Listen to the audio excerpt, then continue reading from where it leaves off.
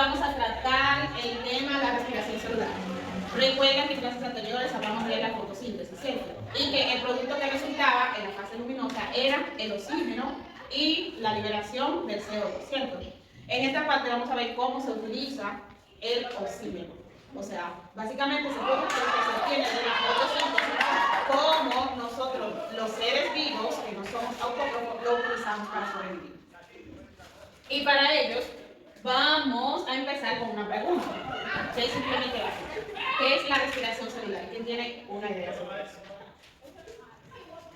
La respiración celular es un proceso químico que se lleva a cabo en las células para producir energía a partir de moléculas orgánicas, como carbohidratos, proteínas y lípidos. Este proceso es vital para que las células realice todas sus funciones. Es un conjunto de reacciones bioquímicas en las cuales determinados compuestos orgánicos son degradados por completo.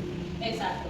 Básicamente, como dijo su compañera, la respiración celular no es más que el proceso mediante el cual los seres vivos, o sea, nosotros, o sea, todos los seres vivos, pero en específico aquellos que no son autótrofos, como las plantas, utilizamos el oxígeno para producir energía y para sobrevivir.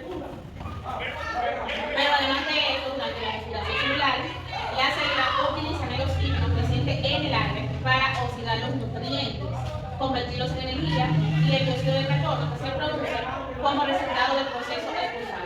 Recuerden que habíamos hablado o mencionado un poco de la glucosa en el ciclo de Krebs.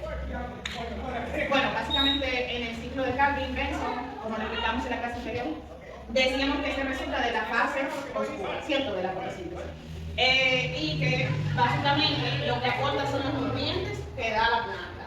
Como lo tenemos de la planta, alimentándonos con el fruto o con la comida o cualquier otra cosa. Básicamente ahí es donde se deposita el CO2. Y el proceso de la respiración celular ocurre en el interior del citoplasma. Recuerden que el citoplasma era todo el área que recubría la célula, o sea, ese líquido que está recubriendo la célula. Que es la parte de la célula básicamente que rodea el núcleo. La respiración celular tiene varias etapas. Dentro de ellas está la glucólisis, está el ciclo de Krebs, la fosforilización oxidativa y la oxidación del piruvato. Y ahí viene la pregunta de cuáles son esos tipos de respiración celular que podemos destacar. La respiración celular se clasifica en dos: respiración aeróbica. Ocurre en presencia de oxígeno, donde esta actúa como aceptor final de electrones. Este proceso se lleva a cabo en las mitocondrias y genera ATP, agua y dióxido de carbono como productos finales. Es realizado por la mayoría de los organismos, incluyendo los humanos. Exacto. Pero también hay otro tipo de respiración.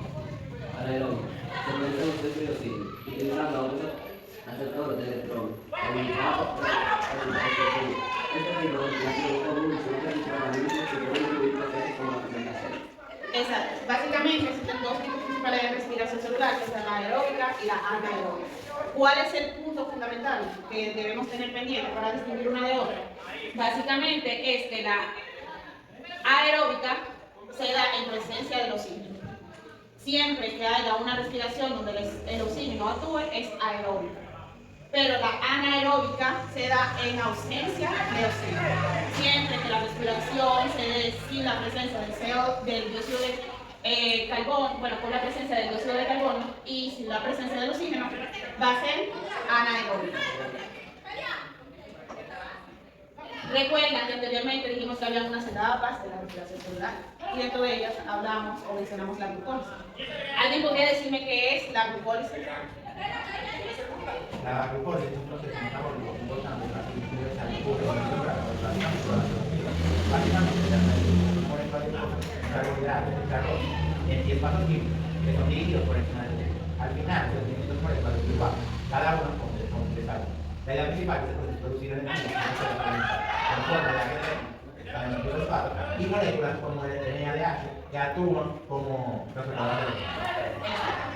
Como había dicho su compañero anteriormente, básicamente la glucólisis ocurre en el citoplasma de la célula. En esta fase no interviene el oxígeno, es decir, que pertenece a una respiración anaeróbica. Y en ella lo que hace es degradar la glucosa que se obtiene en el ciclo de Calvin. Y esta glucosa lo que nos va a proporcionar a nosotros es los nutrientes que nosotros vamos a ingerir. Mencionamos también en la parte anterior de que había una etapa oxidativa de piruvato. Cuando hablamos de piruvato es aquella molécula resultante de la fase de la glucosa. Básicamente lo que se hace en esta fase es conservar esas moléculas para que luego pasen a la siguiente etapa. Y ahí le viene la pregunta de qué es el ciclo de Krebs. Ajá.